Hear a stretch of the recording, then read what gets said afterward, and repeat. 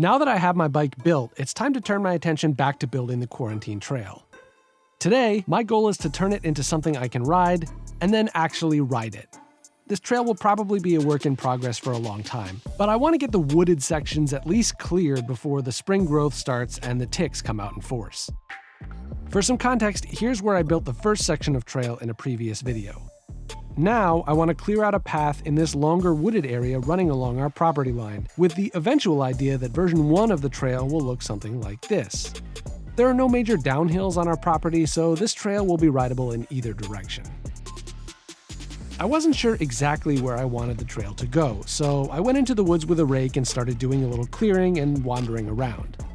After a while, I found what seemed like a workable path, except I couldn't remember where I thought it ended. Well, now I'm lost. Where? I wish I had some little flags to mark it, because I think I should be coming out earlier than this. After marking out the planned path with some makeshift stakes and doing some minor clearing on my own, it was time to get serious. Thankfully, my wife was willing to help. As if clearing years' worth of dead leaves and rotten wood wasn't enough, the previous owners of our house had left some gifts for us.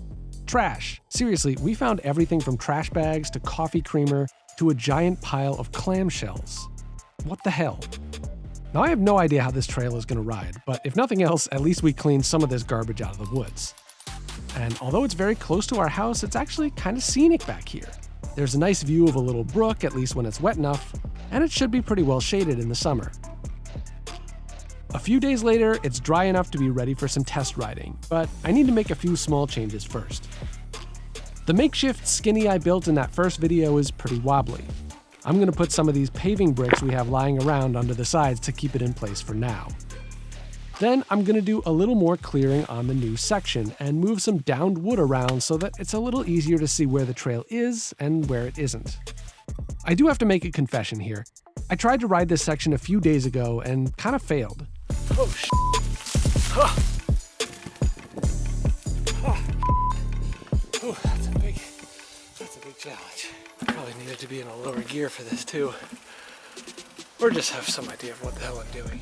From the perspective of a total beginner, it's technically challenging, but it was also a little tough to see the trail in a few spots. Oh, Jesus. That's tight. Oh, it's not a turn. It's just going straight this way. Wait. I forgot my own course. Hopefully I've fixed that now, and the trail is a little drier. It's time to ride these wooded sections until I can get all the way through without stopping, falling, or putting a foot down. All right, so now I'm gonna try to ride this course, and the secret to this is I already recorded the voiceover saying that I did it, so now I have to do it.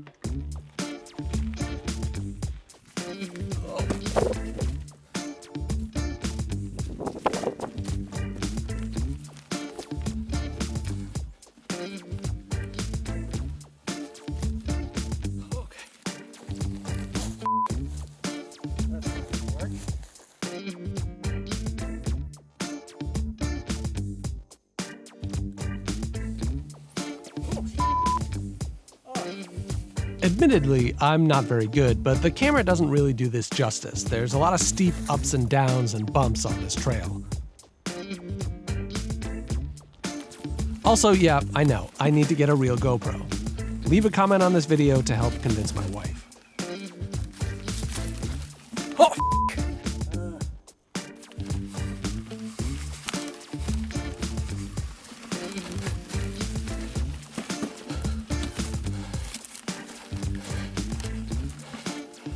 Oh,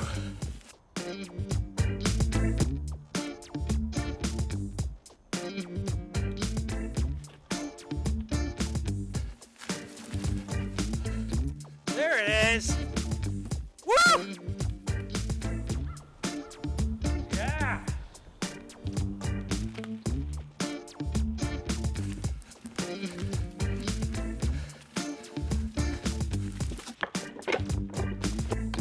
Yes.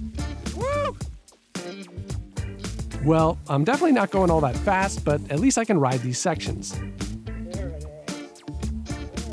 The next step for this trail will be to start building interesting stuff for the unwooded areas. But I'm thinking I'll focus on some skill drills and a few minor upgrades to the bikes before I undertake my next building project. I'm also kind of curious to see whether my dog Maya has any interest in becoming a trail dog. Here we go. So if any of that sounds interesting to you, hit subscribe and stick around.